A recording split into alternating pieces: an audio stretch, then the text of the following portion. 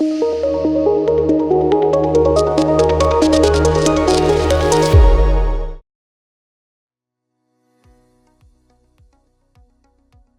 అండి, నేను doctor Purnima, working as a fertility specialist at 49.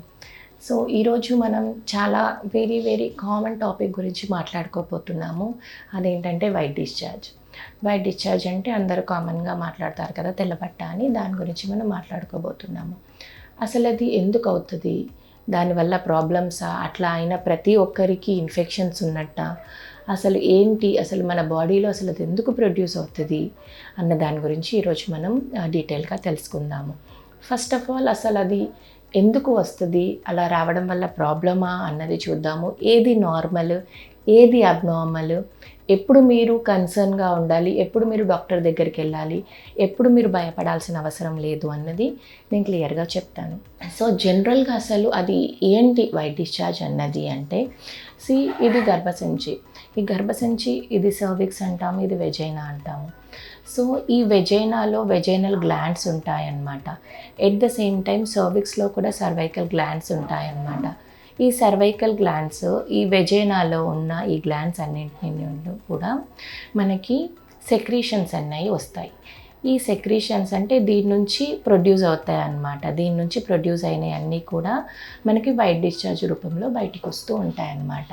అంటే అదొక మన న్యాచురల్ మెకానిజం, బాడీలో ఉన్న ఒక న్యాచురల్ మెకానిజం. అది సర్విక్స్ నుంచి కానీ, వెజైనా నుంచి కానీ, దీంట్లో ఉన్న గ్రంథుల నుండి మనకి సెక్రీషన్స్ అనేవి వస్తూ ఉంటాయి.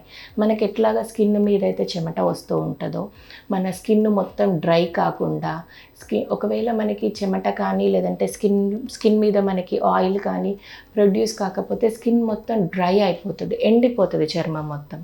సో అలా చర్మం మొత్తం ఎండిపోకుండా మనకి స్కిన్లో ఉన్న సెబేషియస్ గ్లాండ్స్ ఏం చేస్తాయంటే ఆయిల్ కానీ ఈ స్వెట్ని కానీ ప్రొడ్యూస్ చేస్తూ ఉంటాయి.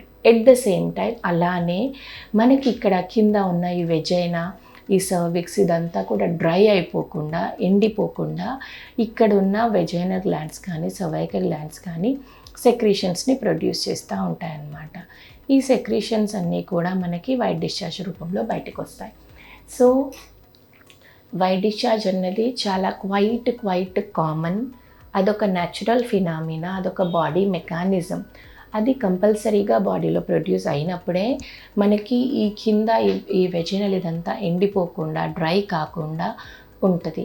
ఎట్ ద సేమ్ టైం మనకి కలయికలో కూడా ప్రెగ్నెన్సీ రావడానికి కూడా అది చాలా మట్టుకు హెల్ప్ చేస్తుంది. సో వైట్ డిశ్చార్జ్ కావడం అన్నది అది న్యాచురల్, అది మంచిది. మరి అందరూ వైట్ డిశ్చార్జ్ అయిన ప్రతి ఒక్కరూ కూడా దాని గురించి టెన్షన్ పడే అవసరం లేదు, అరే మాకవుతుంది అని. మరి ఎప్పుడు డాక్టర్ దగ్గరికి వెళ్ళాలి, ఏది అబ్నార్మల్, ఏది నార్మల్? రెగ్యులర్ వైట్ డిశ్చార్జ్ మీకు వైట్ కలర్లో అయ్యి ఎలాంటి స్మెల్ లేకుండా, ఎలాంటి దురద లేకుండా నార్మల్గా అవుతుంటే అప్పుడు మీరు దాని గురించి టెన్షన్ పడే అవసరం లేదు. మీరు ఎప్పుడు డాక్టర్ దగ్గరికి వెళ్ళాలి అంటే, ఒకటి దాని కలర్ వైట్గా కాకుండా గ్రీన్గా కానీ, రెడ్గా కానీ, లేదంటే ఎల్లో కలర్లో చీముతో కానీ వస్తున్నప్పుడు మాత్రం వెంటనే డాక్టర్ దగ్గరికి వెళ్ళాలి. రెండవది, మీకు వైట్ డిశ్చార్జ్తో పాటు కింద వెజైనల్ ఏరియాలో బాగా దురద పెడుతున్నప్పుడు కానీ, లేదంటే అది పెరుగులాగా కర్డీ లైక్ డిశ్చార్జ్ లాగా మీకు వస్తున్నప్పుడు మాత్రం కంపల్సరీగా డాక్టర్ దగ్గరికి వెళ్ళాలి. బికాజ్ ఇదంతా కూడా అబ్నార్మల్ అన్నమాట, ఇదంతా కూడా నార్మల్ కాదు. అవన్నీ కూడా ఇట్ ఇండికేట్స్ ఇన్ఫెక్షన్. సో అట్లాంటప్పుడు కంపల్సరీగా మీ డాక్టర్ దగ్గరికి వెళ్ళాలి. అదర్వైజ్ ఒక నార్మల్గా వైట్ డిశ్చార్జ్ అవుతుంది అంటే మాత్రం you should take it as a good sign that మీ గర్భసంచి, మీ హార్మోన్స్ అన్నీ కూడా కరెక్ట్గా పనిచేస్తున్నాయి అని అర్థం. సో నా ఈ వీడియో ద్వారా మీకు వైట్ డిశ్చార్జ్ గురించిన డీటెయిల్స్ అన్నీ అర్థమయ్యాయని అనుకుంటున్నాను. ఏది నార్మల్, ఏది అబ్నార్మల్, దాని గురించి అంత టెన్షన్ పడాలా, వైట్ డిశ్చార్జ్ అయినా ప్రతిసారి డాక్టర్ దగ్గరికి వెళ్ళాలా అన్నది మీకు అర్థమైందని అనుకుంటున్నాను. ఇంకా అర్థం కాకుండా దాని గురించి ఇంకా ఏదైనా డౌట్స్ ఉంటే కామెంట్ సెక్షన్లో పోస్ట్ చేయండి. నేను దాని గురించిన డీటెయిల్స్ ఇంకా మీకు చెప్తాను. Thank you.